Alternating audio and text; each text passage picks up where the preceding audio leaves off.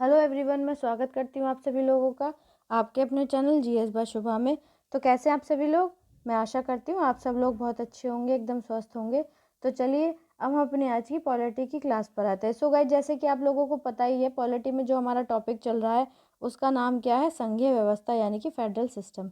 तो आज हमारे इस टॉपिक की ये 7th क्लास है और लास्ट क्लास है, मतलब आज ये टॉपिक हमारा कंप्लीट हो जाएगा।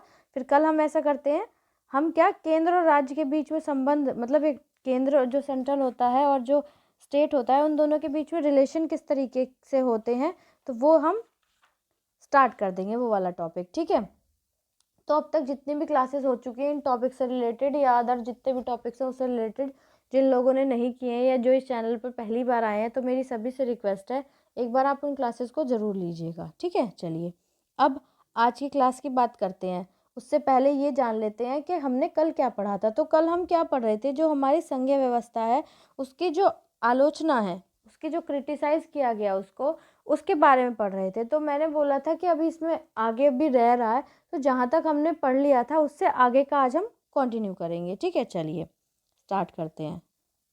तो ये सब हमने पढ़ लिया था, हमने ये जान लिया था तक कि अलग अलग जो राजनीतिक शास्त्री हैं उनके क्या क्या मत हैं, उनका क्या क्या कहना है इस बारे में।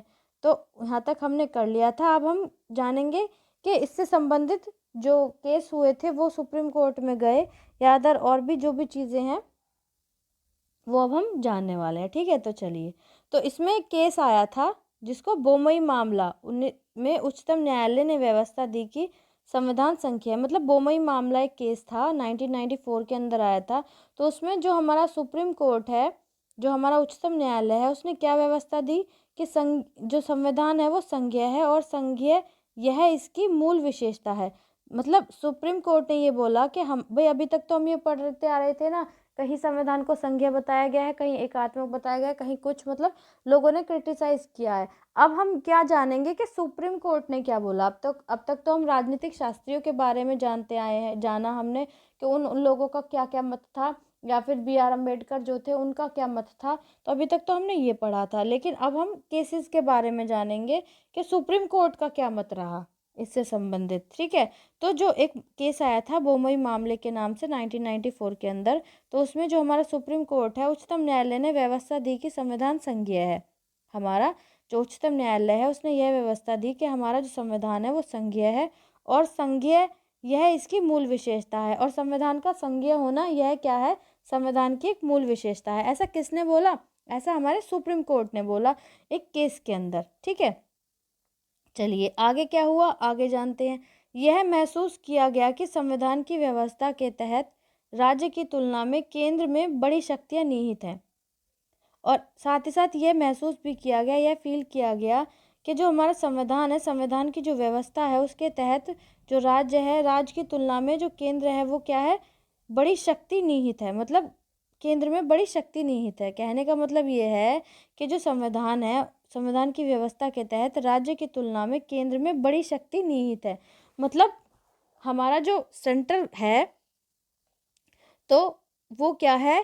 कंपैरेटिवली किसके? स्टेट के, उसके पास ज़्यादा पावर्स हैं, ज़्यादा शक्तियाँ किसमें के अंदर निहित है? केंद्र के अंदर, सेंटर के अंदर। ठीक है, चलिए नेक्स्ट नेक्स्ट आ गया। इसमें क्या बताया गया है? इसका मतलब यह नहीं कि राज्य केंद्र पर निर्भर है। इट मीन्स कि फिर ये बात नहीं हो जाती कि जो जब ज़्यादा पावर्स किसके पास है, ज़्यादा पावर सेंट्रल के पास है, सेंट्रल गवर्नमेंट के पास है, तो इसका ये मतलब नहीं है, इसका ये मतलब निकल के नहीं आता कि जो हमारा स्टेट है, जो राज्य है, वो सेंटर पर डिपेंड करता है। ठीक है, राज्य को अपना संवैधानिक अस्तित्व है। अब जो स्टेट होते हैं उनका कॉन्स्टिट्यूशनल अस्तित्व है, मतलब संवैधानिक उनका अस्तित्व है। ये केंद्र के उपग्रह या एजेंट नहीं है।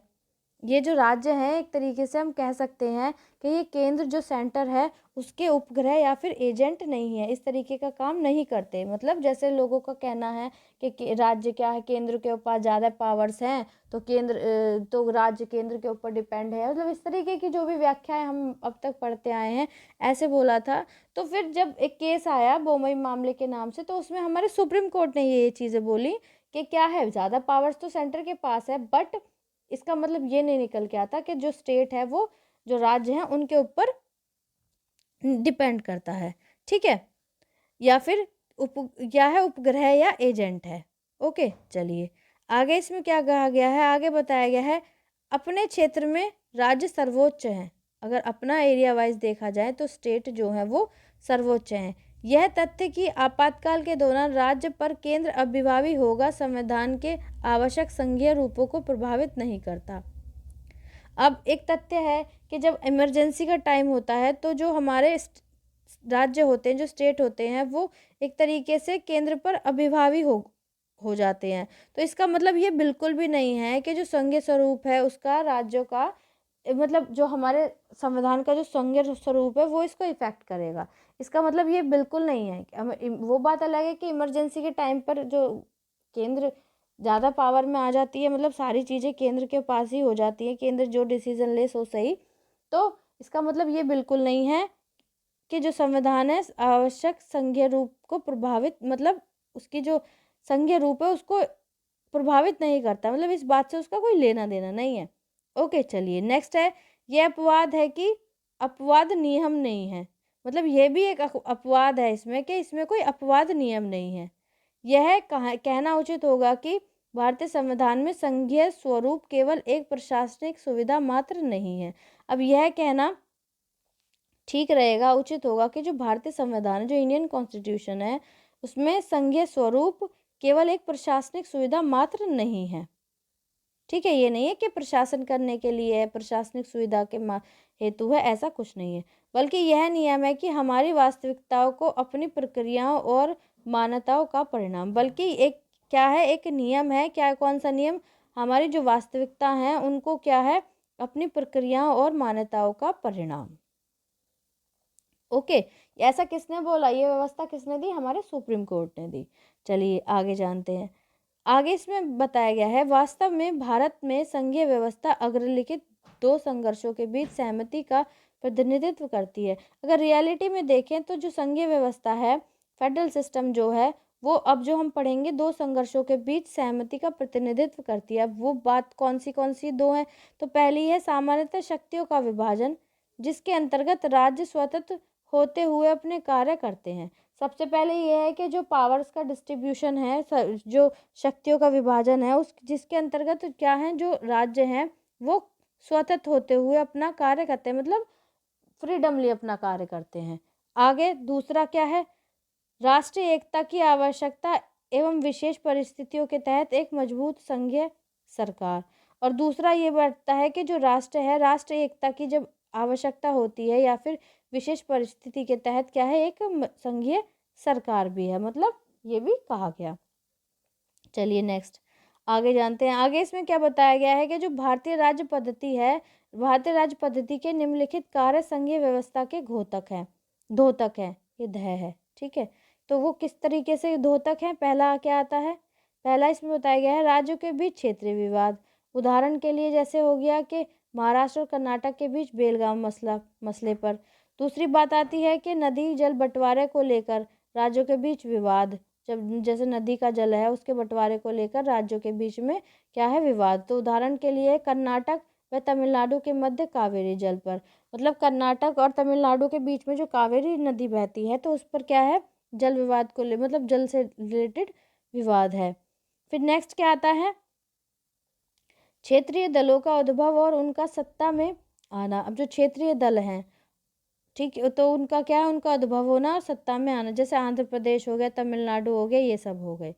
फिर नेक्स्ट क्या आता है, नेक्स्ट फोर्थ आता है क्षेत्रीय अपेक्षाओं को पूरा कराने या करने के लिए नए राज्य का गठन। मतलब जो क्षेत्रीय अपेक्षाएं हैं, क्षेत्रों में जो जो ज़रूरतें हैं, उनकी जो अपेक्षाएं हैं, उनको पूरा करने के लिए नए राज्यों का गठन, जैसे मिजोरम या झारखंड, जैसे नए राज्यों का गठन मिजोरम और झारखंड के रूप में हुआ था। फिर पांचवी बात इसमें क्या बताई गई है, अपने विकास के लिए राज्य द्वारा केंद्र से अधिक अनुदान की मांग। मतलब खुद के विकास के लिए राज्य द्वारा क्या है, राज्य अपने विकास के लिए राज्य द्वारा केंद्र से अधिक अनुदान की मांग। अपने विकास के लिए राज्य क्या करती है, केंद्र से अधिक अनुदान की मांग भी करती है, ठीक है। नेक्स्ट है, राज्य द्वारा अपनी स्वतंत्रता को बरकरार रखते हुए केंद्र के हस्तक्षेप पर प्रतिक्रिया।